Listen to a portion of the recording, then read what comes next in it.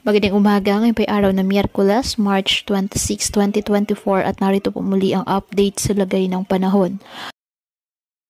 Ayon sa Pag-asa, easterly sumainit na hangin na nagmumula sa dagat Pasipiko ang nakakaapekto sa eastern section ng ating bansa.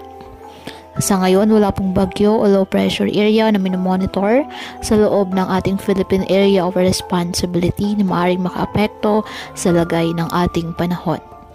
Ngayong araw, ang Bicol Region, Eastern Visayas at Caraga, asahan na maulap na kalangitan na may kalat-kalat na pag-ulan na thunderstorms dahil po sa nasabing easterlies.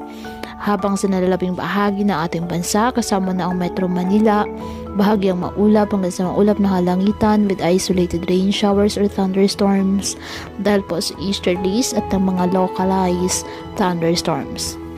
Kaya patuloy pa rin po natin na pinag-iingat ang ating mga kababayan sa banta pa rin po ng mga pagbaha o pagguho ng lupa, lalo na kapag may malalakas na mga pag-ulan na pwedeng dulot ng mga thunderstorms.